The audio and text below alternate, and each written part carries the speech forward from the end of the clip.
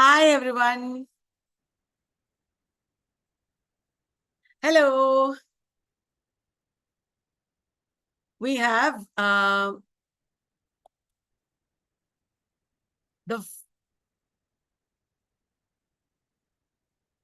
NTNet marathon just before the exam. All of you might be preparing in the last minute. We are here to help you. We have a lot of questions here, and we will also explain the questions. What do you say?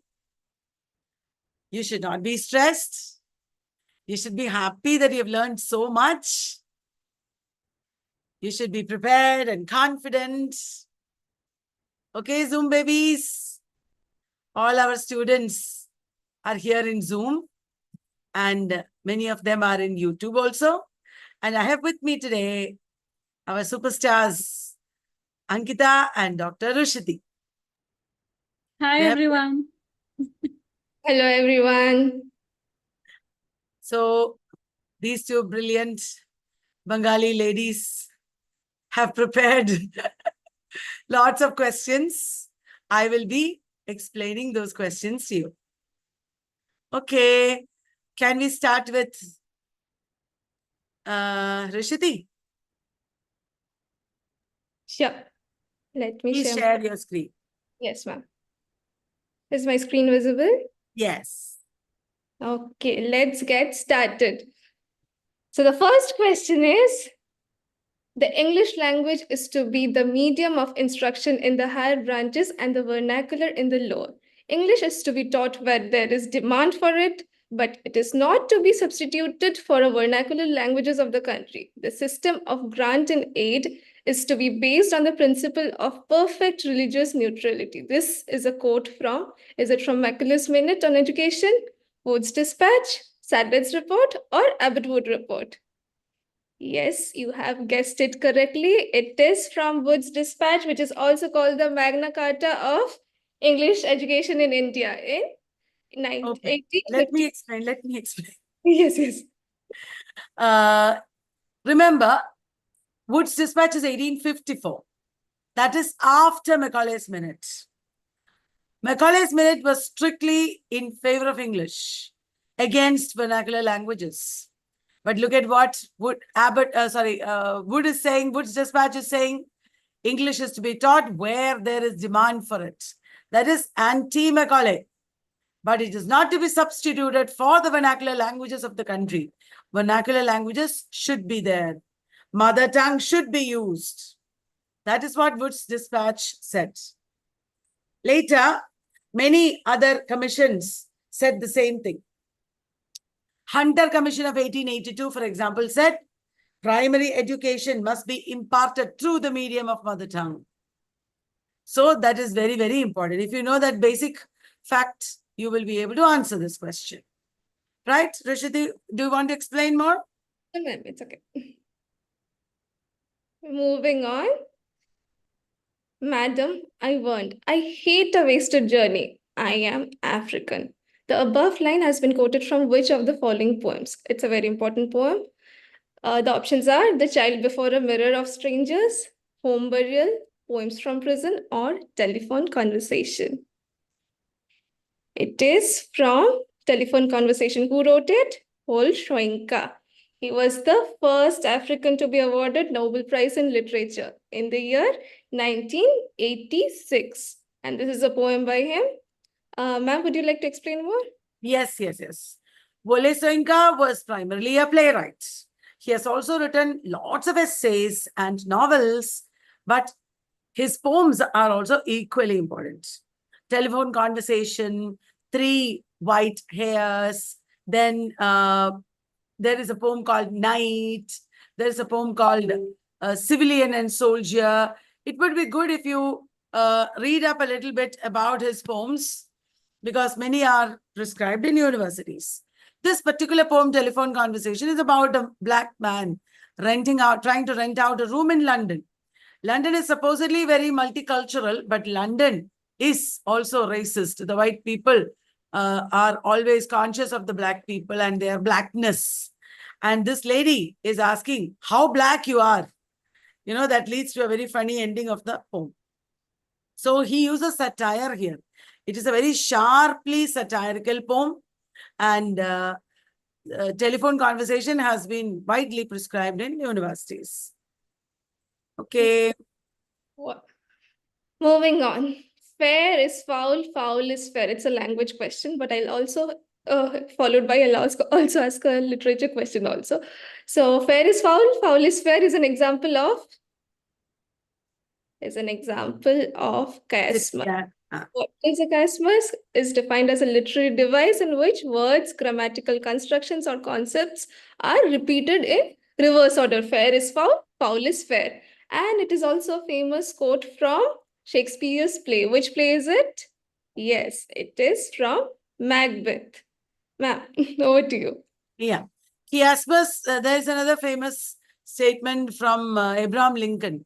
Do not ask what the country does for you. Ask what you can do for the country. What the country does for you, you do for the country. I think that is also reversed. I'm not sure whether I'm right there. But you had in the options Kennedy.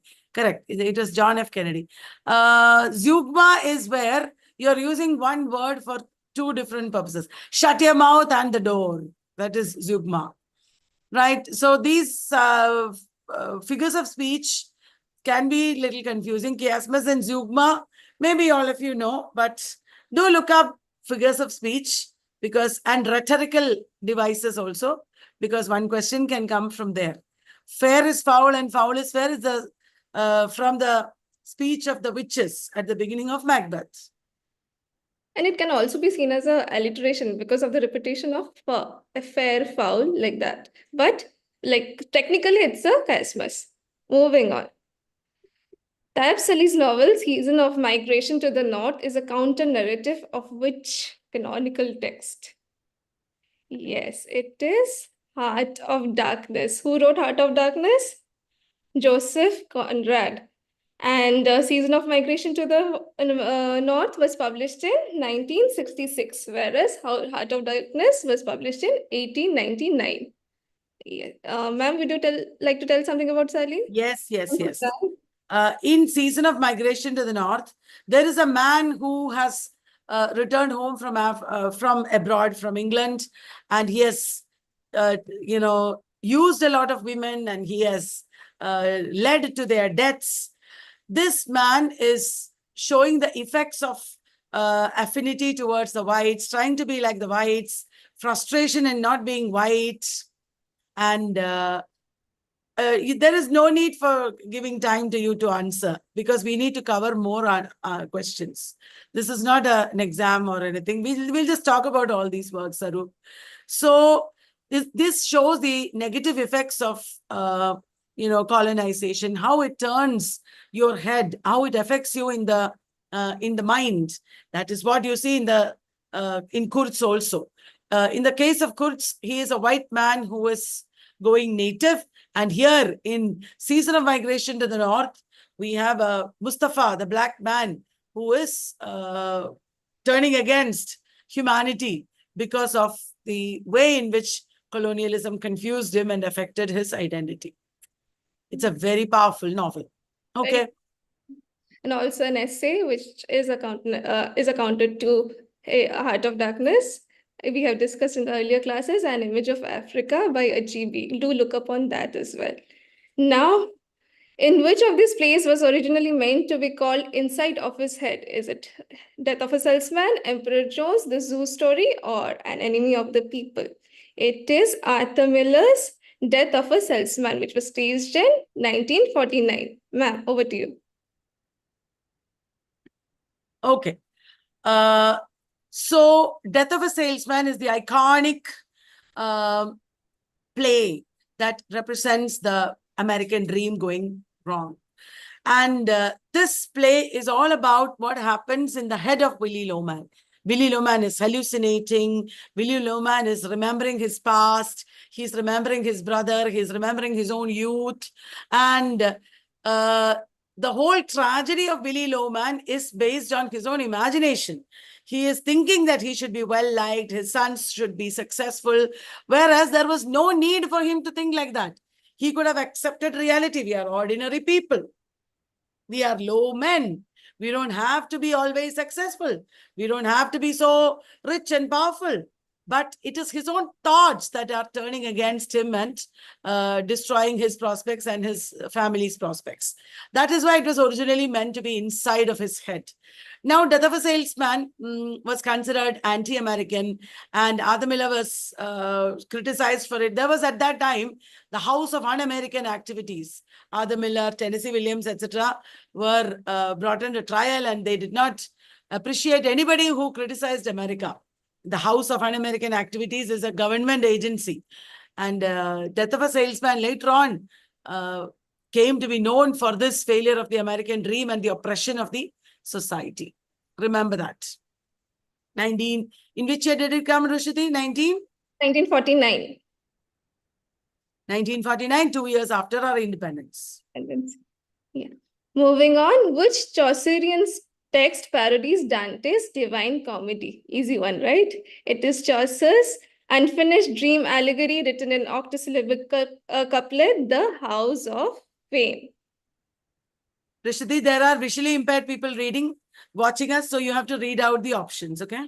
Okay. Right. The House of Fame is where Chaucer is dreaming that he's in a temple made of glass, and he can see the names of the pictures and names of famous people on the glass walls. And from there, he goes to a desert. He's carried off by an eagle to a tower of ice. And on the tower of ice, also names of people are melting.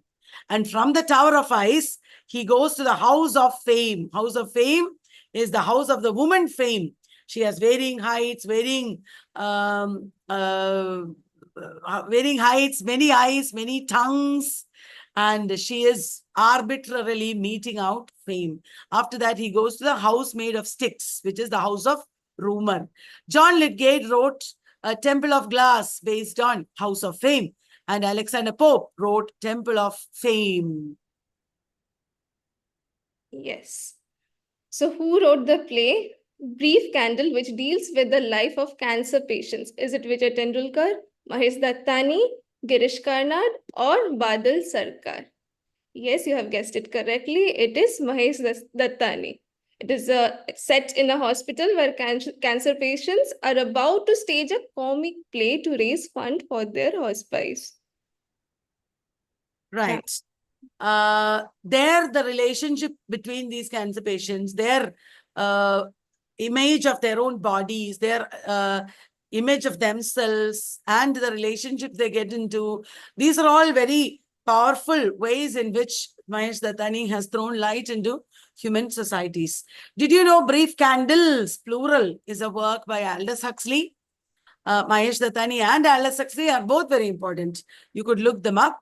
Mahesh Dattani has written a lot of works, as you know, which are based on gender troubles and marginalization of people based on gender, and ostracization of people for homosexuality. And he has written about a trans woman's murder. He has written about conjoined twins.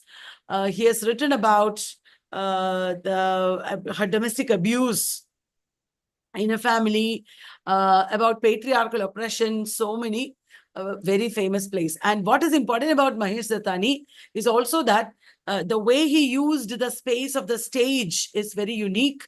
There are many levels on the stage, and he uses a very fluid space on stage. Remember that also. Okay, thank you. Chitra Banerjee Divakaruni's novel, The Forest of Enchantment, centers on the mythical character of, is it Draupadi, is it Urmila, who is Sita's sister, Sita or Shripanaka? That is Ravan's sister. And the correct answer is, it is based on Sita, point of view of Sita. She has also written another work which is from Mahabharata from the point of view of Draupadi. That is the Palace of Illusions. The Forest of Enchantments for Sita, whereas the Palace of Illusions on Draupadi. Forest of Enchantments, I think, was published in 2019. And obviously, because of the female protagonists in both these works, you can know for sure that it is about female empowerment. It is also about love and themes related to relationship and devotion. She brings in post-colonial themes of selfhood and identity here. Obviously, a post-colonial take on gender roles also. So Chitra Banerjee Divakaruni is an Indian-American writer who is very important these days. Her later novels like Independence are all very much read across the world. You should definitely look up Chitra Banerjee Divakaruni. And Palace of Illusion was published in 2008. Forest of Enchantments in 2019 and Palace of Illusion in 2008. Another language question, which figure of speech juxtaposes two contrasting ideas often in parallel structure? Is it a metaphor? Is it a simile? Is it antithesis? Or is it apostrophe? The correct answer is antithesis. Like united we stand, divided we fall. It is giving an impression, an extra impact to united we stand by giving a contrasting idea like divided we fall. Contrasting ideas or sometimes contrasting people. This contrast is similar to parallelism also. In figures of speech, there are many similar words. For one reason for that is some are rhetorical, some are literary.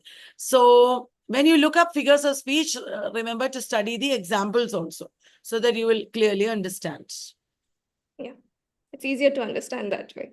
Next, which of these is called a hell-fired story? Is it Moby Dick? Is it The Scarlet Letter? House of the Seven Gables? Or Uncle Tom's Cabin? Yes, it is by Nathaniel Hawthorne, The Scarlet Letter, published in 1850. Why is it called a hell-fired story? This is a classic of dark romanticism, where Hawthorne is exploring dark passions of the mind. As you know, Hester Prynne has got into an adulterous relationship with Arthur Dimmesdale, and she has got an illegitimate child. And here, exploring the dark passions of the human mind, we also encounter Mistress Hibbins worshipping the black man. So evil is an attraction for people, but it is also very human to do some things that are not totally acceptable by the mainstream religious society. So Nathaniel Hawthorne is showing the ambivalence of evil in the Puritan society. Even when the Puritans are dead against evil and they are turning Hester Prynne into an adulteress and an outcast, what happens is they themselves are guilty of evil. So what is hell according to Puritans? And what is human? These questions are raised in very subtle ways in this novel, which is why it is one of the pillars of American literature. Yes. Which of these concepts is W.B. Du Bois? Which of these concepts is W.B. Du Bois associated with? Is it double consciousness? Is it contact zone? Is it symbolic violence? Is it identity politics? Yes, it is double consciousness, which is the internal conflict experienced by subordinated or colonized group in an oppressive society.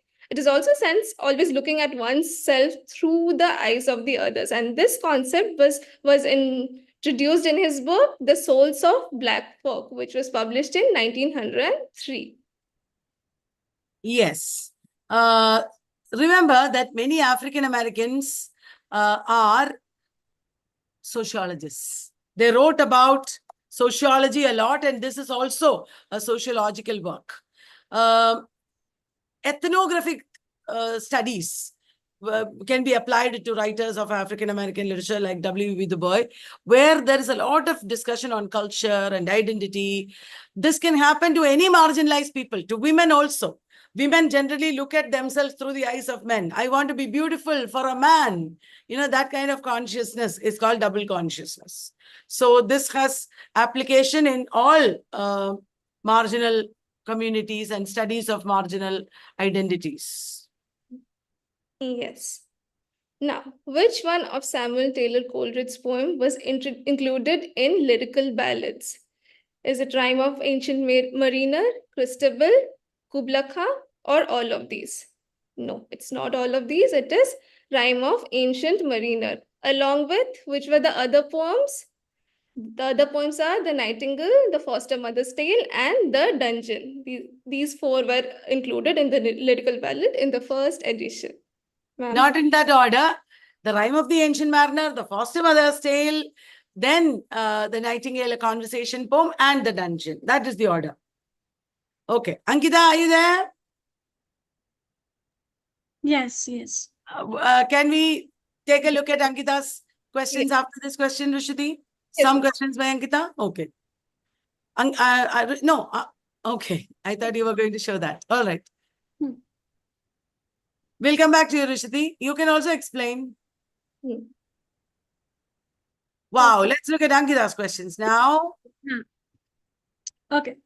So here you have to choose which are true or wrong statements. Okay. So Swift claimed that he wrote the Gulliver's Travels to, I can't see the, I'll read. To Okay. vex the world rather than divert it. That is the first statement. Swift claimed that he wrote Gulliver's Travels to vex the world rather than divert it. Then, the flying island of Laputa is a kingdom devoted to arts of music, mathematics, and astronomy, but unable to use them for practical ends. Third, Lilliputians are immortal in this work. Gulliver's Travels or Travels to Several Remote Nations of the World in 4 parts by Lemuel Gulliver, first a surgeon and then a captain of several ships, is a 1726 prose satire. So, which is wrong? People are saying, Ankita, they are saying option C, option C. yes, all are true except C, because the Struldbirds birds are immortal in this work, not the Lilliputians. Okay, next question. Struldbrugs. Huh, Yeah. Struldbrugs. So Okay. once again, Okay. okay, no problem. I was going to read the correct sentences once again. This Bridge Called My Back, Writings by Radical Women of Color, is a feminist anthology edited by Dash, first published in 1981. Is it Alice Walker and Cherry Moraga, Alice Walker and Gloria Anzaldúa, Gloria Anzaldúa and Bell Hooks, or Bell Hooks and Alice Walker? Many people are saying the correct answer in Zoom. YouTube Yes. babies, are you enjoying? Yes, the answer is Cherry Moraga and Gloria Anzaldúa. It was a very important text of the third wave feminism, I think. And this Gloria Anzaldúa is also remembered for her other famous work, La Frontera, Borderlands, La Frontera, the New Mestiza. Yes. Borderlands, La Frontera, the New Mestiza. Okay. Next question, please. Read the following statements. Statement 1. English Patient is a 1992 novel by Michael Ondaatje. Statement 2. The book follows 4 dissimilar people brought together at an Italian villa during the Italian campaign of the Second World War. Both are true. Both are wrong. Statement 1 is true, but 2 is wrong. Statement 1 is wrong, but 2 is true. People are saying both are true. Yes, is that correct? Both are true. Yes, Oh, both the so statements English are true. Patient is a 1992 novel by Michael Ondaatje. And the book follows 4 dissimilar people, Hannah, Caravaggio, Pip, and Almasi. They are brought together at an Italian villa during the Italian campaign of the Second World War. Ankita, you are quiet. I will read, you explain then. Okay, I will read. Which novel among the following is not a part of Children of Violence series by Doris Lessing? Martha Quest, A Proper Marriage, The Fifth Child, or A Ripple from the Storm? The answer? The Fifth Child. Yeah. That's the answer. Children of Violence series is a series of 5 novels by Doris Lessing, all portraying the character Martha Quest. Martha Quest, a proper marriage, ripple from the storm, landlocked and four-gated city. These are the 5 novels of Children of Violence series by Doris Lessing. She is developing the story of Martha Quest, growing old and, encountering various things of adult life. And finally, Four-Gated City is a futuristic science fiction novel, I think. It's a futuristic novel. Okay. Berger's Daughter. It details a group of white Anti-apartheid activists in South Africa seeking to overthrow the South African government. It is set in the mid-1970s and follows the life of Rosa Berger, the title character, as she comes to terms with her father, Lionel Berger's legacy as an activist in the South African Communist Party. So who wrote this novel? Toni Morrison, Nadine Gordimer, James Baldwin, or J.M. Coetzee? So as we all know, Berger's Daughter, it's a novel by Nadine Gordimer. Yeah. Dear friends, the aim of this activity is to not check whether you know the answer. The name of this activity is to remind you of all the details. So pay attention to the question. There are many points in the questions that we showed you, both Rushati's questions and Ankita's questions. The questions themselves carry information, so pay attention to that. Nadine Gordimer is a South African novelist, as you know, along with J.M. Coetzee, and she has written The Conservationist, July's People, then so many other novels. Berger's Daughter is one of her most famous novels. And she was a committed anti-apartheid activist also. She's a Nobel laureate, 1991 or 2. So, 1991. One. Next year is Derek Walcott. Isn't it? Huh. Yeah. Okay. Disgrace is a novel by J.M. Coetzee published in Dash. It won the Booker Prize. In which year was it published? 1990, 95, 1999, 1997. Ankita? Yes, it was published in 1999. Okay. Disgrace is the story of David Lurie, an English professor. He has a relationship with his student, Melanie, I think, and the consequences. Yeah. The Magus, 1965, is a postmodern novel by Dash, telling the story of Nicholas Orff, a young British graduate who is teaching English on a small Greek island. Orff becomes embroiled in the psychological illusions of a master trickster, which become increasingly dark and serious. So who wrote this postmodern novel? Angela Carter, Doris Lessing, John Fowles, or Margaret Drabble? It is John Fowles who wrote The Magus. The Magus, before that, The Collector, then the Mantissa, French Lieutenant's Woman, of course, Daniel Martin, so many important novels by John Fowles. The Tree. And, he himself lived in a Greek island teaching English there. That is why he wrote a lot about Greek settings. Okay. Choose the wrong statement about The Homecoming. First statement, The Homecoming is a 2-act play written in 1964 and published in 1965 by Harold Pinter. Next, set in North London, the play has 6 characters. Next, the 6th character is a woman, Ruth, a prostitute Lenny brings home for a night. And lastly, the setting is an old house in North London during the summer. And all of the scenes in this play take place in the same large room filled with various pieces of furniture. So which is the wrong statement here? It is the third option. The 6th character is a woman, Ruth.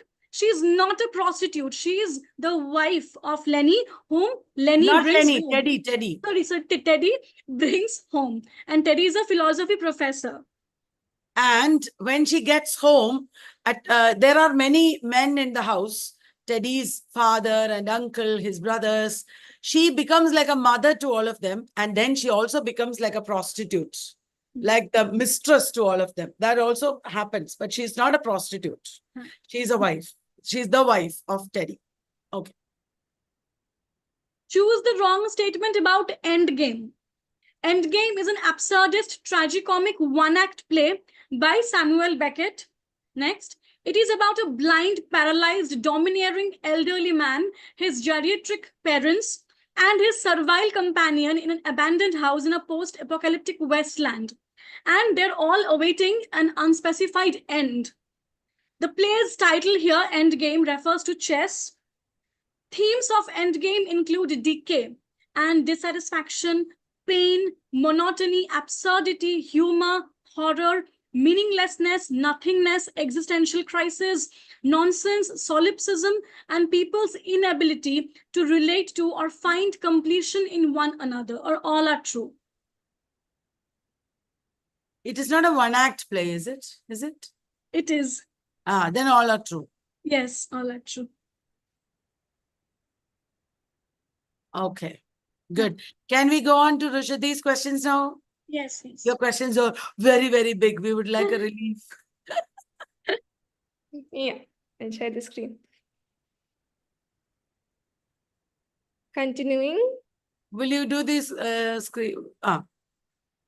Whose poem Against Romanticism begins with describing a traveler who walks a temperate zone? Is it Kingsley Amis? Is it Philip Larkin? Is it Wallace Stevens? Is it Harold Bloom?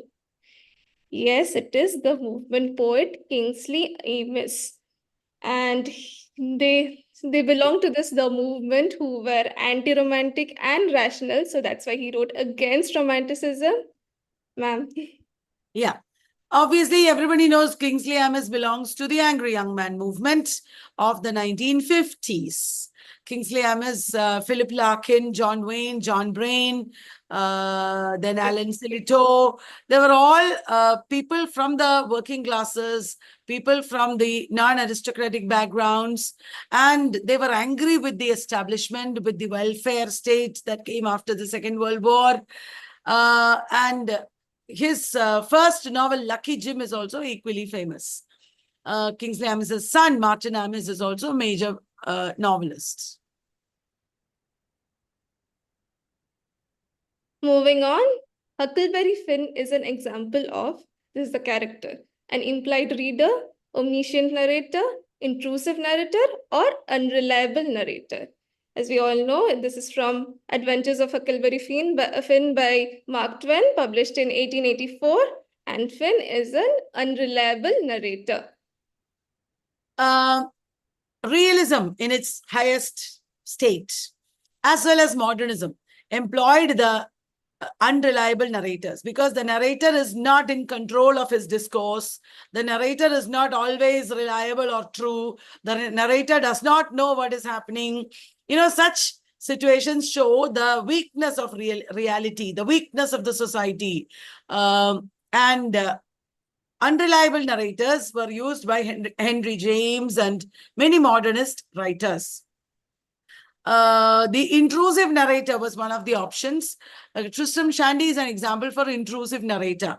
The narrator keeps intruding and giving us his comments and opinions. So in Tom Jones also, Tom Jones is the example for intrusive narrator. The narrator is always intruding and telling us the story.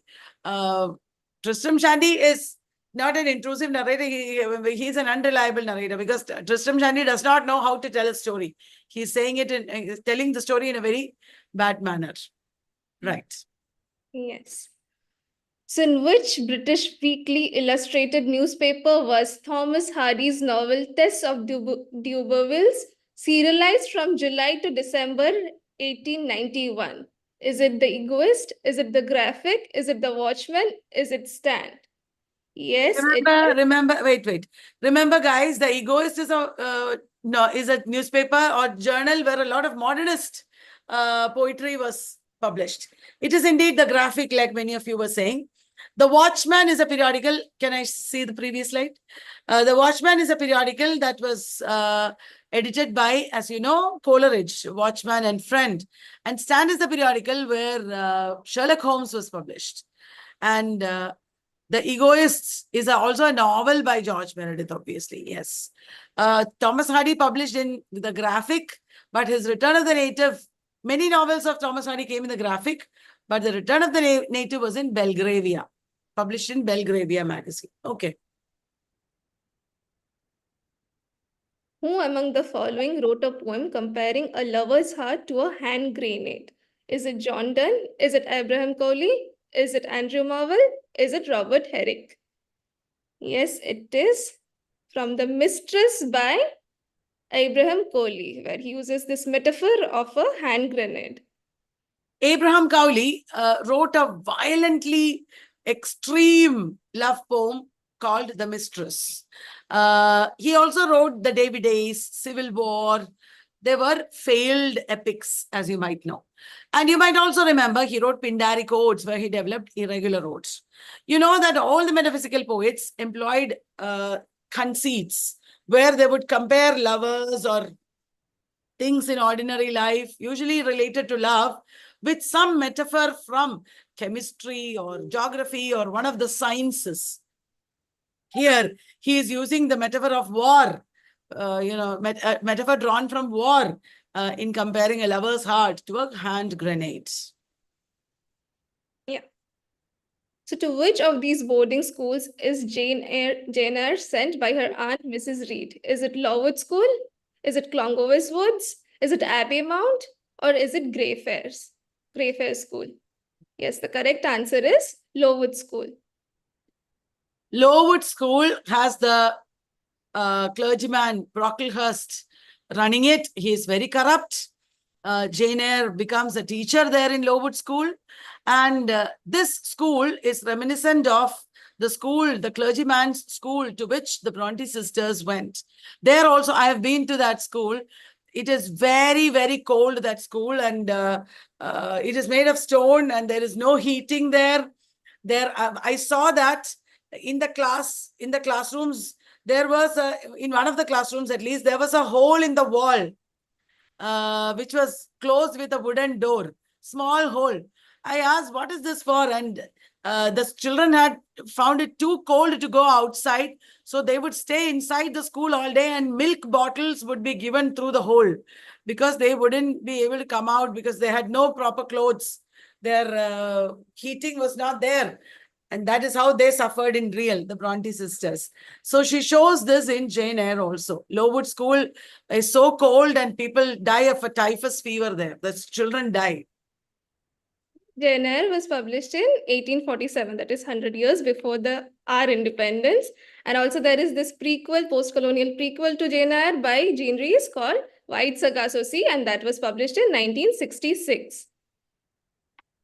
Anil Tissera and Sarath Diyasena are central characters in a novel set against the Sri Lankan Civil War. Identify the author. If you give the work, that is a bonus.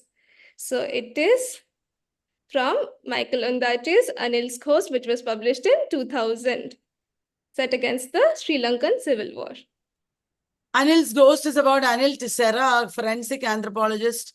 She is coming to Sri Lanka from abroad, and she's meeting with Sharath Diyasena over a dead body, which she has to identify, she's told that this dead body is old, but it is not actually old. Recently, the government had got somebody killed, and they were hiding it. They were covering it up. And Anil and Sharath are trying to find out the truth about this dead body, whom they call the sailor. Yes. In all these novels, it will be good if you look up the characters, other important characters, because that will help you to understand and remember the story and the novel better. Okay.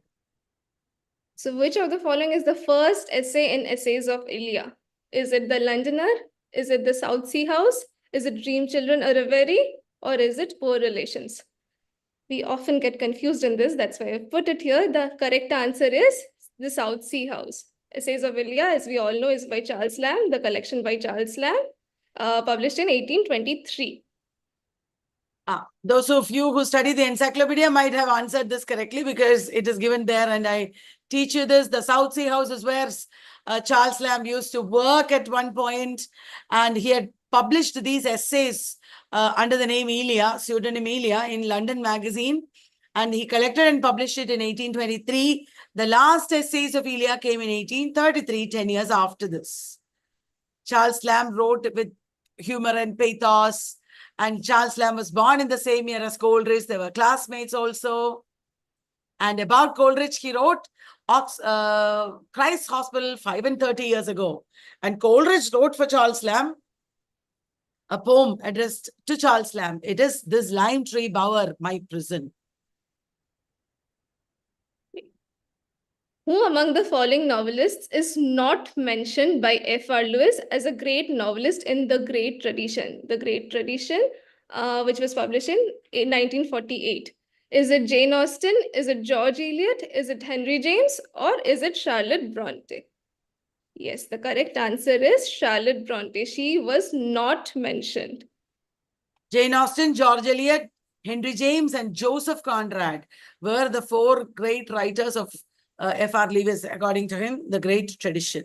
They were all able to show life in a very powerful manner. And F.R. Lewis has written a lot about other novelists in his criticism. New Bearings in English Poetry is about poets, revaluation. Then he wrote The Common Pursuit. The Great Tradition came in 1948. He was an important name in practical criticism. No. Carol Phillips' Crossing the River is a historical novel about, is it war, is it Holocaust, is it the slave trade, or is it the Great Migration? It is about slave trade. So this novel was published in 1993. Carol Phillips is a Caribbean British writer who is a very important writer of the Black Atlantic.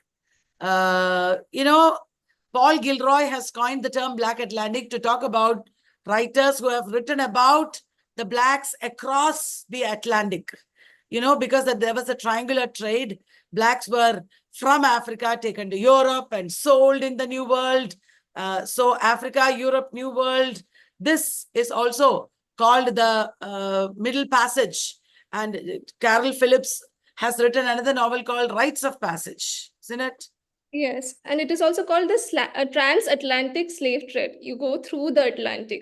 This is the transatlantic slave trade. Moving on.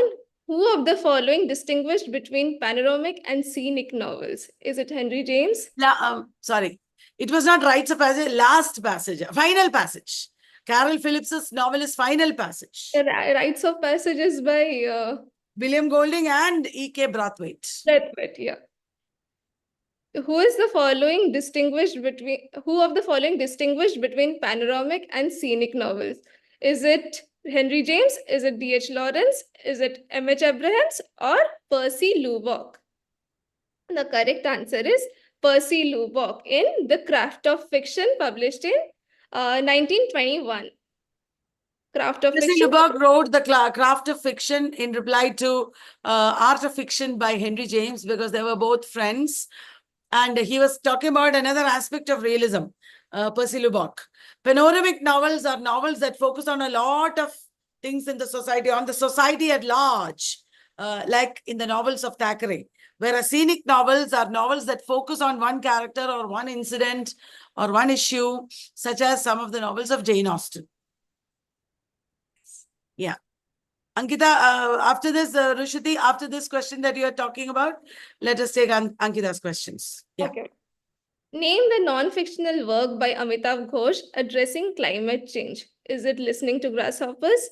Is it The Uninhabitable Earth, Climate Justice, or The Great Derangement? It is his 2016 novel, The Great Derangement.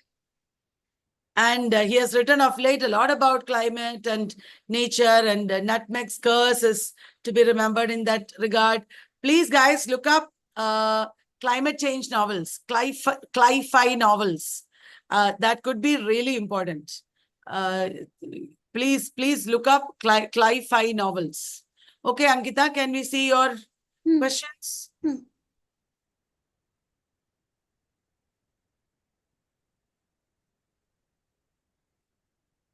Okay. Nostromo, A Tale of the Seaboard, is a 1904 novel by Conrad set in the fictitious South American Republic of Dash. And it was originally published serially in monthly installments of TP's Weekly. So, what is the fictional setting? Is it Monte or Costa Guyana or Chile or Marinara? The setting is Costa Guyana. Nostromo, A Tale of the Seaboard. Yeah. Nostromo is set in a fictional Latin American or South American country called Costa Guyana. In Costa Guyana, there is Sulaco, a town where silver mining is taking place. Charles Ribeira is the ruler, and Charles Ribeira, some Ribeira is the ruler. Charles Gold is the man who is doing the silver mining, and Nostromo is an Italian to whom all the silver of Charles Gold is entrusted with, because there was a rebellion happening at that time, and Nostromo is supposed to keep the silver safe, but he feels indignant, he feels slighted, and he steals the silver. So, like in the other novels of Joseph Conrad, here also the protagonist is caught between guilt and moral panic, whether he should do this or not, whether this is right or wrong. That question is always there about Conrad's protagonist. Nostromo, A Tale of the Seaboard, is like that. In Almaya's Folly, it is gold mining, correct? That's right, Anu. Okay, Ankita. Would you like to explain? You can explain. No, okay. Strange Case of Dr. Jekyll and Mr. Hyde is a 1886 Gothic horror novella by Dash.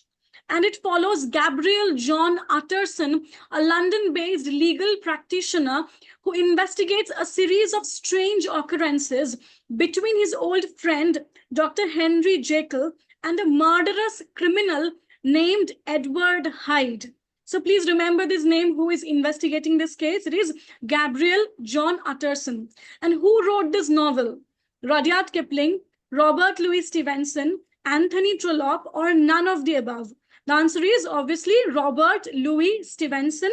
He wrote this Gothic horror novella, Strange Case of Dr. Jekyll and Mr. Hyde, 1886. Robert Louis Stevenson was a Scottish writer. He was an adventurer.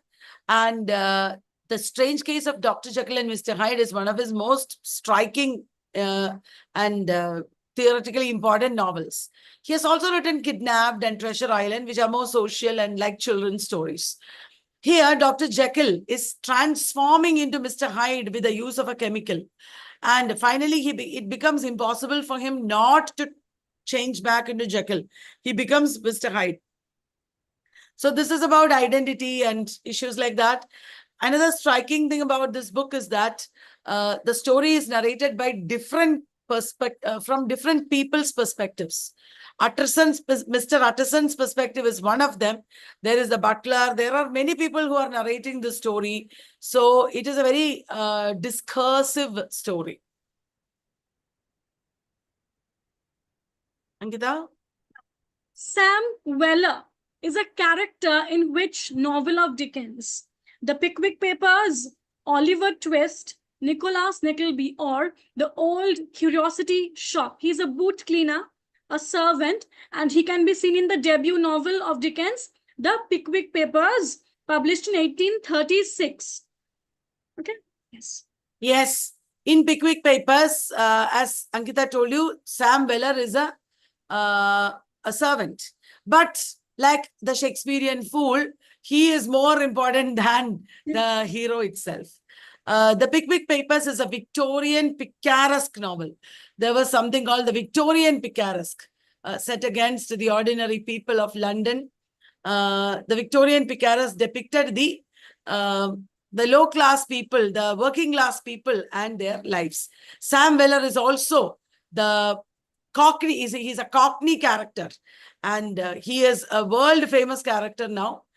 He is associated with Mr. Pickwick. When Mr. Pickwick is sent to prison, Sam Weller is so loyal to Mr. Pickwick that he gets arrested and he goes with Mr. Pickwick to prison.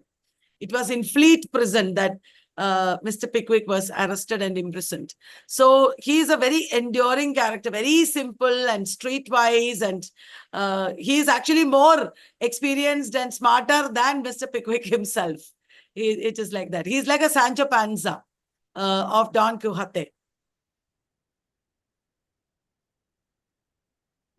Read the following statements. Statement 1. In a 1966 lecture titled Structure, Sign and Play in the Discourse of the Human Sciences, Derrida presented a thesis on an apparent rupture in intellectual life. Statement 2. In 1967, just a year after, Roland Barthes published The Death of the Author, in which he announced a metaphorical event, the death of the author, as an authentic source of meaning for a given text. 4 options, both are correct, both are wrong. Statement 1 is true, statement 2 is false. Statement 1 is false, statement 2 is true. And yes, both the options and statements that is are correct. Both are correct. It is self-explanatory. I guess we don't have to explain. This novel opens in the mid-1890s with aliens on Mars plotting an invasion of Earth after consuming the natural resources of their home world. So which novel is this? The War of the Worlds, The Time Machine, The Invisible Man, or The Sleeper Wakes? So it is The War of the Worlds by H.G. Wells. H.G. Wells's early novels are science fiction novels. Later, he wrote social novels. The New Machiavelli, Tono Bungay, and Veronica, etc. are social novels of the later period. And Veronica is a new woman novel. H.G. Wells was a student of Thomas Huxley, the scientist. Yes, Ankit. Okay. Homage to Catalonia is a 1938 memoir by George Orwell, in which he accounts his personal experiences and observations while fighting in the dash. So he was fighting in a war.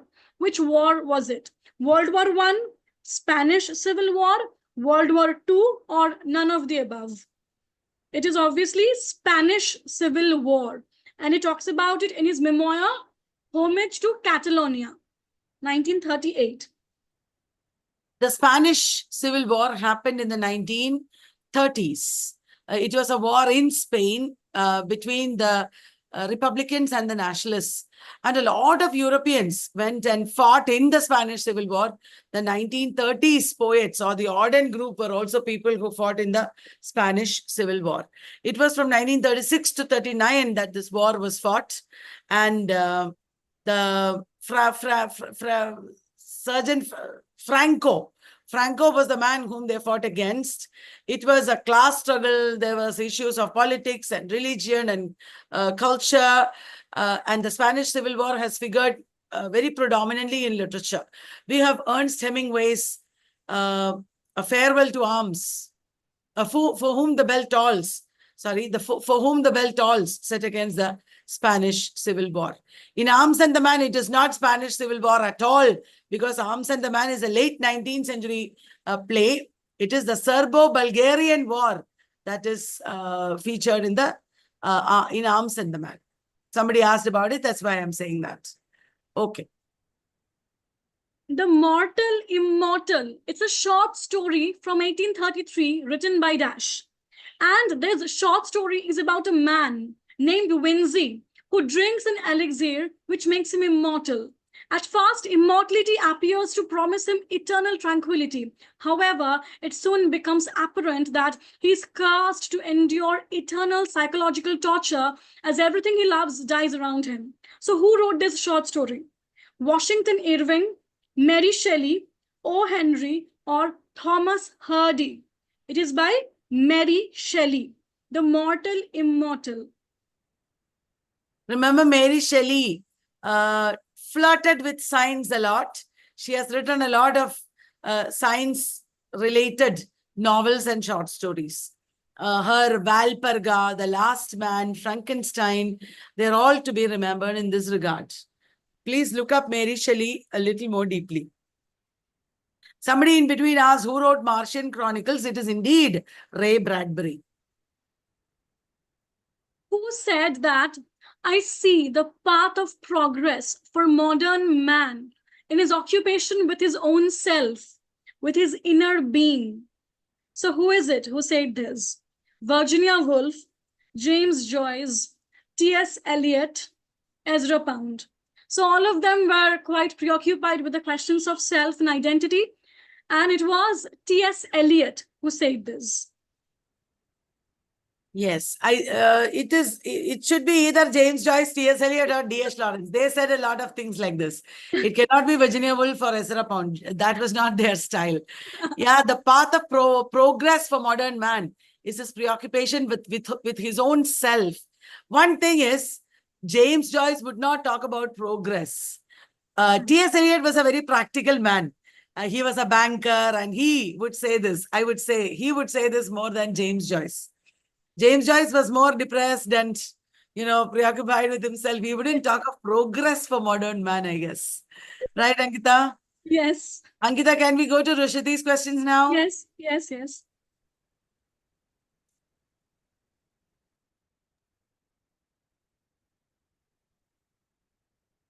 So we left it here. The next question, which of the following is true about Russian formalism? A, it engages itself with the impressions of the readers. B, it concerns itself with the literariness of the text. C, it engages itself with the historicity of the texts. Or it concerns itself with the forms of literature specially originated in Russia. Which is true? So the right answer is it concerns itself with the literariness of the text. So Russian formalism in America became new criticism. It is the close reading of the text. So it concerns itself with the literariness of the text. Ma'am will explain better. As you know, Russian formalism concerns itself with form. Formal aspects of the text that are important in understanding meaning rather than the content itself. And as you know, they said form subsumes content, form contains content. They gave importance to how literary language is different from ordinary language. Literary language is language made strange, and it has the quality of defamiliarization as well as literariness. So literariness means what? Or what do you mean by language made strange? Language makes language in literature. Literature is actually, they considered literature as a specialized form of language, and literary language makes use of certain linguistic properties or formal devices which would make it very different from ordinary language. It is not ornamental, it is de-automatized. What you see as familiar things around you become de-automatized. You get a new perspective because of literary language. That is how that is why they praised Tristram Shandy, for example. Literariness examples would be breaking up chronology or looking at things from a different light rather than in the traditional age-old style of realism. For example, Waiting for Godot employs literariness. One aspect of literariness is defamiliarization. What is familiar, you are seeing in a new light. You see a tree with leaves, for example. Here is a tree that is only the branches are there with only 1 or 2 leaves. So that shows the sparseness of life, the lack of ornamentation in life. It is not ornamented, actually. It's the opposite of ornamented. And also foregrounding is there in literary language. Foregrounding, as discussed by Jan Mukharovsky, means the distortion of language in some way. It is for this reason that Marcel Duchamp brought a urinal and said, this is fountain. That was foregrounding. It was distortion. It was defamiliarization. So literature and art defamiliarizes the familiar, de-automatizes our perceptions. Moving on, which is common to Ice Candy Man, which is by Bapsi Satwa, Train to Pakistan, that is by Khushwant Singh, and Sunlight on a Broken Column, which is by Atia Hussain. The first option, they all depict immigrants in the UK. B, they are all set in Lahore. C, they depict the aftermath of the partition. And D, they are post-colonial novels depicting the double marginalization of South Asian women. The correct answer is they depict the aftermath of partition. It was post-partition. The novels are all set in during and post. During the whole migration, people from Pakistan traveling to India and the vice versa. And Ice Candy Man was published in 1988, Train to Pakistan in 1956, and Sunlight on a Broken Column in 1961. Yeah. We have a lot of partition novels and narratives like this. We have Saadat Hasan Manto, we have Bhisham Sani, and many Indian writers as well as Pakistani writers writing about the partition. Pinjar by Amrita Preetham, and so many of these novels show trauma also. Bend in the Ganges by Manohar Malgonkar. Thank you for reminding me that. So please take a look at partition novels. It is there in our Encyclopedia of Indian Literature. I hope all of you are using in YouTube. All of you are using Indian Literature Encyclopedia. It's a wealth of information. There is so much there which you can never get on your own, because this is carefully curated over a long period of time by many people using many excellent resources. So please buy these books if you value information rather than luck. If you want to pass exams by luck, you don't need this book. But if you want to pass by merit, then you should. I'm telling people in YouTube because they might not know. Our encyclopedia, Contemporary Encyclopedia of Indian Literature in English. E, you can see here. Okay. Someone asked me who wrote Sunlight on a Broken Column. It is by Atia Hussain. Atia Hussain. Atia, Attia Hussain. Okay, moving on. 2000 Seasons is an epic historical novel attempting to depict the last 2000 seasons of Africa. In one narrative following a pan-African approach. Who is the author? Is it Aikwe Arma? Is it Kofi Aunur? Is it Wilson Harris? Or is it Usman Simbin?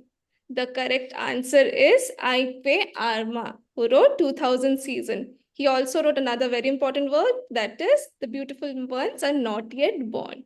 Look that up too. Ma'am. Yes, 2000 Seasons and The Beautiful Ones Are Not Yet Born are both written by the Ghanaian writer Aikwe Arma. Remember, Ai and Amma make Ghana. That is our code in our class. Do you remember? Aikwe Arma and Amma Ata Aidu. Both are from Ghana. So, Coffee also, Coffee Avanur, very good. Coffee Avanur also. The Healers is also by Aikwe Arma. And please remember to look up these African writers and their works. They can be match the following. Now, this is my last question for tonight. IBID dot is a term seen in bibliographies. What does it mean? It is from research methods. So is it in the same page? Is it in the same work? By the same author, or in the same place? It is in the same place where it was published, place of publication. Ibidum, that is the full form of Ibid. And when you want to repeat something that came above, you say Ibid. That means it is there itself. Yeah. There struts Hamlet, there is Lear. That's Ophelia, that's Cordelia. These are lines from Yeats's Lapis Lazuli, Audence's Prologue at 60, Dylan Thomas's Poem in October, or Eliot's Sweeney Among the Nightingales. It is by Yeats. He uses it in Lapis Lazuli. And Hamlet, Lear, Ophelia, Cordelia are all Shakespearean characters. Lapis lazuli refers to these texts in a very intertextual manner because lapis lazuli shows or discusses one of Yeats's very important themes, that is the role of art in human life. Keats also talked about the importance of art and beauty and aesthetics in human life. So did W.B. Yeats. When there is tragedy around us, when there is a lot of devastation around us, it is art that sustains us. Art has a permanent value, a redemptive role. It is, a balm in times of catastrophe. It is therapeutic. That is the aim of Yeats's poem. That is the meaning of Yeats's poem, Lapis Lazuli. Okay. Thank you, Rishati. Thank you. Ankita, yours. Oh, you have paper 2 classes, 9? Okay. You can watch this later. Those who have class can watch this later. They have paper 1 class now. Oh. Okay. Ankita, should we stop now? Because our course students have paper 1 class. I didn't know that. Oh, okay. Then we can, yeah, okay. We can do from here another marathon. Tomorrow. Maybe tomorrow morning. Okay. We'll decide and tell you guys. Okay, please join the paper 1 session, the paid course students. You two babies, we'll stop now. We'll come back and do another session with you in the morning. 9 a.m. Ankita, would you be able to do that? I stay awake. 9 to 10. Mm. Okay, we'll do it with all the students. Okay, thank you guys. Bye. Bye, everyone. And all the best. See you tomorrow morning.